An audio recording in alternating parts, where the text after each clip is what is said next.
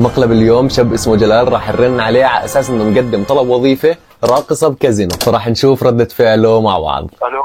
مسيو جلال معي؟ بونجور مسيو جلال. الله يسعدك يا هلا. كيف الحال سافا؟ الحمد لله يا هلا. مين معي؟ معك جاد من كازينو دي لابورت. يا هلا. خيي جلال انت مقدم عنا وظيفه قبل شهرين تقريبا ونحن قبلناها. شو هاي الوظيفة؟ وين؟ انت قدمتها اونلاين بكازينو دي لابورت. كازينو؟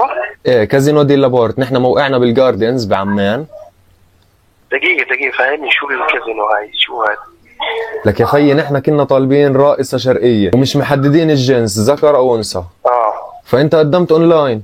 انا قدمت انا يا بدك يعني ارقص لك يعني ولا ايش؟ هي الوظيفة هيك راقصة شرقية ومنا محددين الجنس ذكر او انثى ما بيأثر وانت قدمتها. اذا انت حتشوفني برقص يعني ولا ايش؟ ارقص على العمود ولا ايش بدك؟ خليني انا بجيك هسه.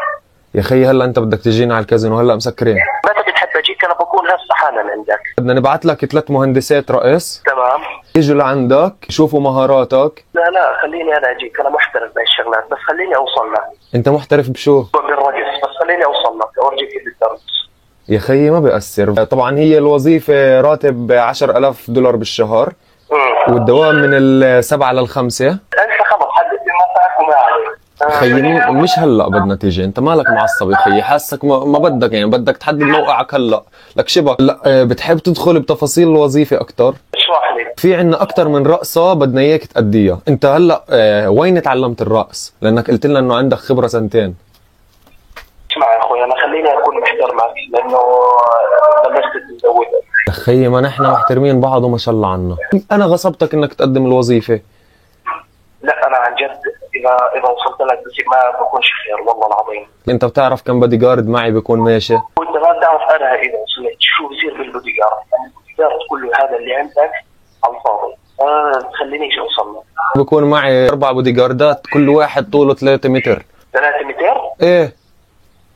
طيب ماشي. لك انت ليش عم بتهدد يا خيي؟ لك نحن ما غصبناك على وظيفه، انا هلا انسان لي الوظيفه شوي. باردون يعني ما بعرف انت ليش هيك معصب. لك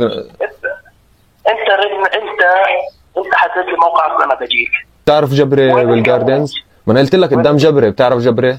يلا عيني جايك معناها. لك انا ماني هنيك والكازينو كله مسكر. انا بدي اكون محترم معك، بدي اوصل الخط، اذا بترجع بترن بقلب واحد ثاني. السلام عليكم. خيي بدي اقول لك فصل.